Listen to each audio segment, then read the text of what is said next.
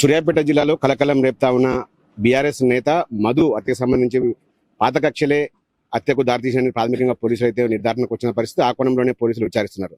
అసలు ఏమైంది, మధు ఎన్ని గంటలకు మిస్ అయ్యారు, వాళ్ళ ప్రాథమిక విచారణలో ఏం తెలియదో మనతో మాట్లాడడానికి జిల్లా ఎస్పీ నరసింహ గారు ఉన్నారు. వారితో మాట్లాడడం సార్ చెప్పండి, హత్యకు ప్రధానంగా ఏమై కారణం?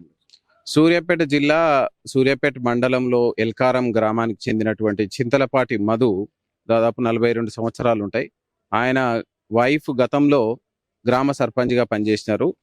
సో ఆయన నిన్న మార్నింగ్ 11 గంటల ప్రాంతంలో ఆయన ఇంటి నుంచి టౌన్లోకి బయలుదేరడం జరిగింది. ఆ క్రమంలో ఆయన ఇంటి నుంచి వెళ్ళిన తర్వాత మళ్ళీ తిరిగి రాకపోవడంతో మనకు దాదాపు ఈ నైట్ 2 o'clockకి సూర్యాపేట టౌన్లో కేసు ఇవ్వడం జరిగింది, మిస్సింగ్ కేసు.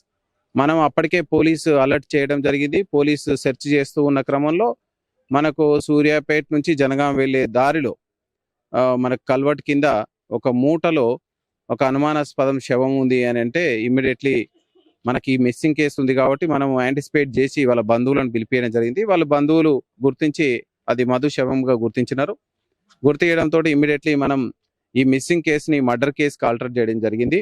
సో ఇందులో గతంలో ఉన్నటువంటి పాత కక్షలు అయితేమి, విలేజ్లో రీసెంట్గా డెవలప్ అయినటువంటి పరిణామ క్రమాలు అయితేమి, సో నమ్మకంగా ఉన్నటువంటి వ్యక్తుల ప్రోద్బలంతో ఇతన్ని హతమార్చినట్లు మనకు ప్రైమరీగా తెలుస్తుంది. పాత కక్షలు 2007లో ఒక మర్డర్ కేసు జరగడం జరిగింది, 2020లో ఒక మర్డర్ కేసు జరగడం జరిగింది.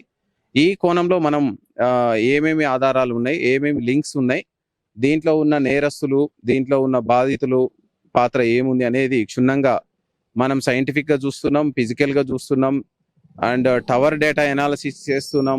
అన్నీ చేసి ఇందులో నేరస్తులు ఎవరు కూడా తప్పించుకోకుండా కఠినంగా శిక్షలు పడేటట్టు మనం ప్లాన్ చేస్తున్నాం. సో ఈ ప్లాన్ తర్వాత మనము విలేజ్లో ఉన్నటువంటి యువతకు కూడా చెప్పడం జరిగింది. సో ఇలాంటి అఫెన్సులు చేసుకుంటే ఖచ్చితంగా తీవ్రమైనటువంటి నేరాలు నమోదవుతాయి, శిక్షలు పడతాయని. సో ఈ కేసును కూడా మనం తీవ్రంగా తీసుకొని ఉరి శిక్ష కానీ జీవిత శిక్ష కానీ పడేటట్టు, ఎంతమంది నేరస్తులు ఉంటే వాళ్ళందరి మీద పడేటట్టు మనము కృషి చేయడం జరుగుతుంది. ఫాస్ట్ ట్రాక్ బేస్లో కూడా మనం ఈ కేసును ముందుకు తీసుకొని వెళ్తడం జరుగుతుంది.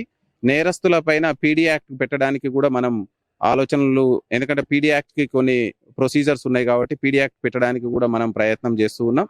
ఈ కేసులో ఏ ఒక్కరిని కూడా మనం వదిలిపెట్టకుండా ఖచ్చితంగా అందరూ ఫ్రంట్ అఫెన్స్లో ఇన్వాల్వ్ అయిన వారు, వెనక ఉండి అఫెన్స్ను ప్రోత్సహించిన వాళ్ళు అందరినీ కూడా ఇన్వాల్వ్ చేసి తీవ్రంగా శిక్షలు పడేటట్టు కృషి చేయడం జరుగుతుంది. రాజకీయ ఉద్రిక్త పరిస్థితులకు దారితీసే అవకాశం ఉంది, దాన్ని ఎలా కట్టడి చేయబోతున్నారు? ఖచ్చితంగా ఇప్పుడు విలేజ్ నేపథ్యమే అలా ఉంది.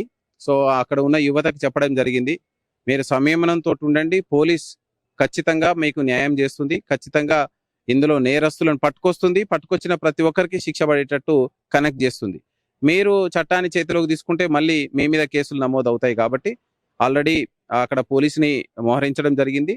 యువతను కూడా మనం అభ్యర్థించడం జరిగింది, బంధువులను కూడా అభ్యర్థించడం జరిగింది. సో అదంతా మనం చూసుకొని మనం ముందుకెళ్ళడం జరుగుతుంది. Thank you very much sir. ఇది నమ్మకస్తుల వ్యక్తుల ప్రోద్బలంతోనే ఈ హత్య దారితీసినట్టయితే ప్రాథమికంగా అంచనా వేస్తున్నాము. ఖచ్చితంగా ఎవరైతే ఇందులో నిందితులు ఉన్నారో వారందరిపైన కఠిన కారాగార శిక్ష పడే విధంగా, అదేవిధంగా ఫాస్ట్ ట్రాక్ కోర్టు ఏర్పాటు చేసేందుకు కూడా కృషి చేస్తామని కూడా ఎస్పీ చెప్తున్నారు. యువకులు కూడా, గ్రామస్తులు యువకులైతే అందరూ సంయమనం పాటించాలి, పోలీసులకు సహకరిస్తే కనుక ఖచ్చితంగా వాళ్ళకి న్యాయం చేసి తీరుతాము.